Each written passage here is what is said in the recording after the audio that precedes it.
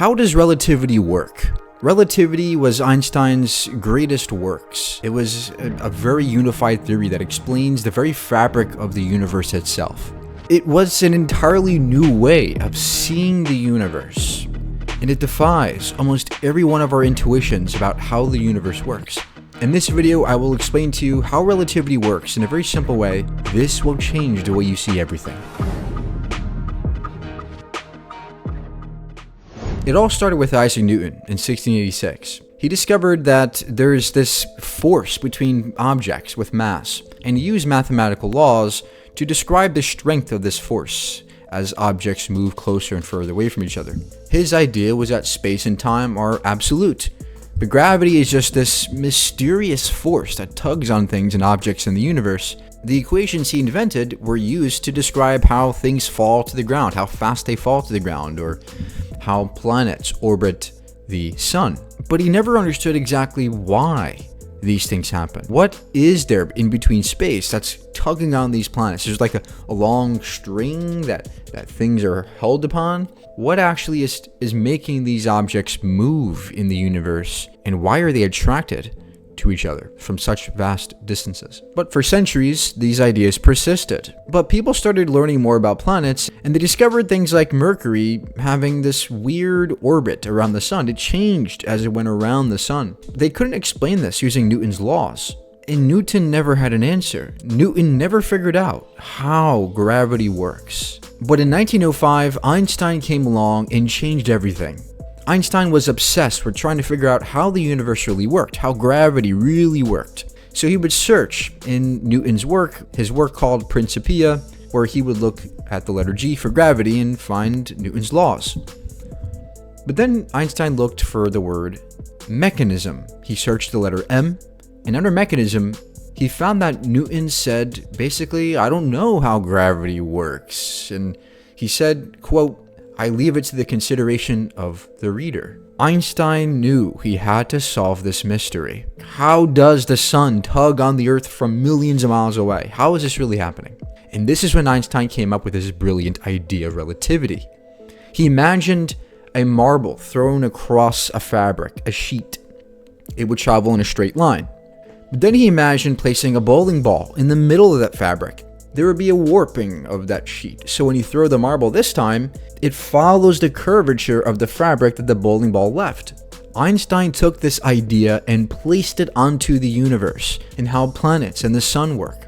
He imagined the sun having this warping effect on the fabric of the cosmos. Space itself is warping under the mass of objects in the universe like the sun. The sheer fact that these objects have mass within space is warping the fabric of space around it.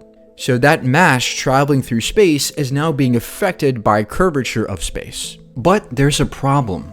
This isn't the full picture of what's happening here. It doesn't really explain why there's an acceleration due to gravity. And this is where things become more interesting. To conceptualize this, imagine two ants at different coordinates on the Earth. If they were to travel in straight lines towards the North Pole, they would eventually meet up at the same point, even though they were both traveling in a straight line to the north. This is because the Earth's surface is curved. From the ants' perspectives, they were going straight, but because they were following the curvature of the Earth, the paths they were following became curved. This is more like what actually happens in space with stuff being attracted to the Earth. Think of space like that fabric again, where it's made of straight lines called geodesics. Everything in the universe is moving in a straight line, but because of the mass of the Earth warping space around it, we begin to follow the Earth's curved geodesics. And the closer these geodesics get to one another, the more acceleration is observed. So really, acceleration of gravity is merely due to our world lines, or paths in space, intercepting each other in this warped space-time fabric. And the warping of space-time occurs all around the Earth, not just on its sides as the 2D model would show. So, according to Einstein, an apple falling to the surface of the Earth, it's not because there's some mystical force pulling the apple towards the Earth. But that's just what apples do as they're moving in a straight line through the universe and then follow the curved geodesics of space-time that the mass of the Earth produces. Then Einstein had what he called was one of the happiest thoughts of his life. He imagined a guy falling off the roof of a house, but he imagined that that person would be weightless as they were free falling from the roof, right? When you're free falling, you don't have any weight. There's no force applied to that person as you're falling. And this is when Einstein discovered that there's a link between motion and gravity. Imagine a rocket moving at constant speed and direction. If I'm on Earth and I see the rocket flying by, to me on the Earth, it looks like the rocket is moving. But from the perspective of the rocket, it would look like the Earth is moving in the opposite direction and that the rocket is sitting still. Both are equally valid. And what we perceive as motion is relative. Now imagine throwing a ball on the rocket at 30 miles per hour. From the inside of the rocket, it seems like the ball is only moving at 30 miles per hour since it seems like the rocket and me are at rest. But from the perspective of somebody from the Earth, let's say the rocket is moving at 20,000 miles per hour. When the person throws the ball in the rocket, it would seem as if the ball is moving at 30 miles per hour plus 20,000. You would add those speeds together to get to 20,000 and 30 miles per hour. But something weird happens when it comes to light. With light, if I were to shine a flashlight in the rocket, whichever point of view we see the light in, from the Earth or on the rocket, we will always see it moving at the same speed, the speed of light. We don't add the speed of the rocket to the speed of light. The speed of light is always constant. So, strangely, whether light travels through flat space with no curvature, or if it follows a curved space-time, it's the same speed. Speed being distance per time. So, if we take a beam of light traveling through flat space and a beam of light traveling through curved space, the speed is the same and still constant for both. But in order for speed to be constant, something else has to change. Time. Time itself needs to pass slower when traveling through curved space relative to another beam of light that isn't experiencing any curvature through space. Then the speeds can be the same. Here's another way to see it. This is a light clock. Each light ball is moving up and down between these two mirrors at the speed of light. Each tick-tock is the light ball bouncing between both mirrors. If we move one of the sets of mirrors, you can see the light now has to travel more distance while keeping the same speed. So the ticks will be slower from the perspective of somebody on the outside, since the light had to travel more distance as the mirror moved. But from somebody inside of the mirrors, time hasn't slowed. That's because time is relative. The faster you move through space, the slower time passes for you relative to an outside observer. And the same applies to gravity. The distance of a line under gravity is longer than the distance of a line moving through a flat space. Under gravitational effect, time slows down for objects relative to ones observing from the outside. Time slows down to make up for the increase in distance. This is why time is also distorted under gravitational influence, like with black holes. Here's an example of apples near a black hole. You can see near the black hole, space-time is warped dramatically.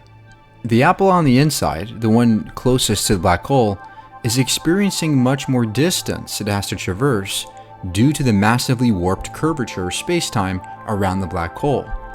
So it traveled slower relative to the apple on the outside, where the curvature of space is less. This means the curvature of space is intrinsically related to time. Keep in mind, all objects in the universe are moving through space-time at the same rate, the speed of light. This includes you and me. However, we aren't all moving in the same directions. If we imagine a space-time graph here, with a space axis and a time axis, we are moving through time at a constant speed. But our space axis hasn't moved much since we're at rest. If another object begins to change direction in the space axis, it will appear to us as if it's moving. That's all speed is. It's that the angles of things in the universe moving through it are different than ours, so we perceive things as moving or having speed. Each entity within spacetime is going to have a different notion of time and space, as their orientations in spacetime will be different. For example, let's take two people walking through a meadow. One counts their steps as they pass through two trees. At the 20th step, they pass two trees at the same time. But from person B's orientation, he doesn't pass both trees at the same time. Even though the rate of speed is the same, their perceptions of which events happen at the same times will be different. Likewise, if we imagine person B walking over a hill at the same rate as person A who's walking through a flat spot, from A's perspective, the tracks left by person B look contracted because of the angle at which he walked. So although it looks contracted, the amount of steps are the same for both. They only seem different because of the perspectives in spacetime which are different. And what this means is that there is no absolute time in the universe in which all entities agree with. Time is relative. How you perceive time depends on your gravity, velocity, and your direction through space. And this was the first notion of one unified spacetime. But relativity doesn't work for everything. There are some flaws in the model. For example, it doesn't work on very, very small scales, like black holes. Time and space inside of a black hole is so distorted that the equations of relativity just don't work. We can't use them to calculate what happens inside of a black hole, for example. We need something smaller. We need something that works on a smaller scale, and that's quantum mechanics. So the takeaway from all this is that not only did Einstein's relativity give us amazing inventions like GPS and space travel and nuclear energy, but it also changed the way we see the world itself, the very fabric of what makes up the universe itself. That's amazing. But furthermore, he made us realize that the universe itself works in ways that are just not intuitive to us. And the more we poke at the universe to see what it's all about, the more mysterious it becomes. The more we become surprised about the universe and all of its workings. That physics and science are merely tools we use to sharpen our understanding of the universe, never having some absolute notion of it. But we're trying to get there. We're trying to build this big puzzle of the universe. Every new piece we discover becomes an amazing feat, an amazing insight on what the rest of the puzzle piece can be. But the very fact that we can build a puzzle, the very fact that we can learn about the universe, and as Einstein said, one of the most incomprehensible things about the universe is that it's comprehensible in the first place.